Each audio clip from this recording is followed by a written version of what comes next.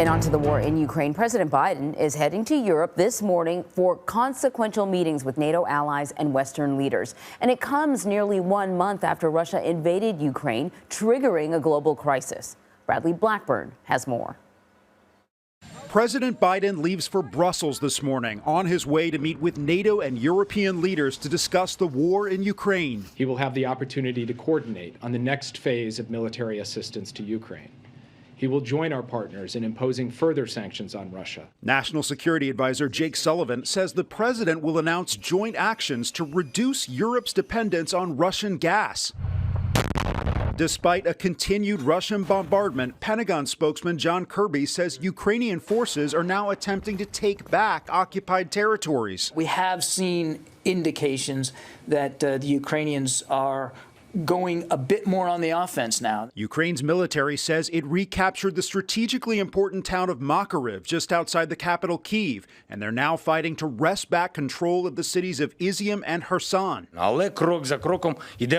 Ukrainian President Volodymyr Zelensky says step by step peace negotiations are moving forward, though in an interview with CNN, Kremlin spokesman Dmitry Peskov refused to rule out the possibility of nuclear attacks. President Putin intends to make the world listen to and understand our concerns. Moscow is cracking down on dissidents at home. Yesterday, Russia's most prominent opposition leader, Alexei Navalny, was sentenced to 9 years in prison. All right, so for more on this, we want to take you to the western city of Lviv. That is where foreign correspondent Imtiaz Tyab has been reporting for us. So, Imtiaz, a lot of developments now overnight.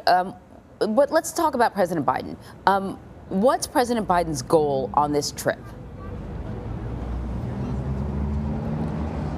Anne-Marie, in short, unity. He wants this show of unity when he arrives in Brussels, where he's going to have multiple meetings. He'll be meeting with NATO, he'll be meeting with the Group of Seven, and he'll be meeting with the European Union. And he will then come to this region, to next door neighboring Poland, where he'll be meeting with folks there as well. But again, it really is this theme of unity that President Biden really wants to project not only to the world and to Ukraine, but to President Putin. He wants President Putin to know that NATO, its allies, and indeed countries around the world are standing up against his his offensive here in Ukraine. Now, we also understand that President Biden will also be discussing with European leaders what's been described as red lines. What are these red lines? Well, that essentially means what could potentially happen, or what could Vladimir Putin and his forces potentially do that could draw NATO into this fight. Those red lines include some kind of nuclear assault, some sort of chemical warfare, and as far as some sort of cyber attack.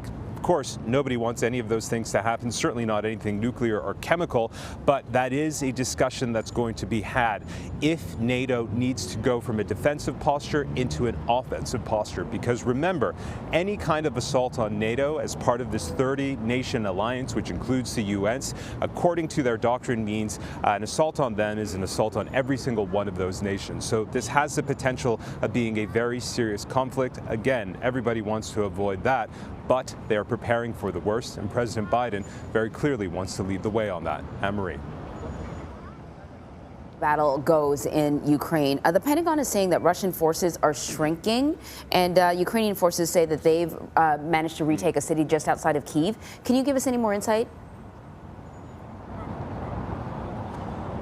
Yeah, it's extraordinary. I mean, going back to the very beginning of this conflict, it was very clear that Russia thought that they would sort of lead this lightning strike. They'd take Kyiv in 2 days, and really it'd be job done. And now here we are, nearly a month into fighting, and it's very much the opposite of that. The resistance that we've seen Ukrainian forces put up against this far superior fighting force which has far superior weapons, way more soldiers, and yet they're really struggling. And as you rightly say, we've seen these Ukrainian fighters themselves go from defensive to offensive and trying to retake some of this territory that they've lost. And it really just goes to show that the Russian military, in whatever planning it did leading up to this war, was not anticipating the kind of resistance that they're facing from Ukrainian forces. Ukrainian forces, a lot of whom are essentially regular folks who put on uniforms, picked up a weapon, and started fighting to defend their towns, to defend their cities, to defend their communities.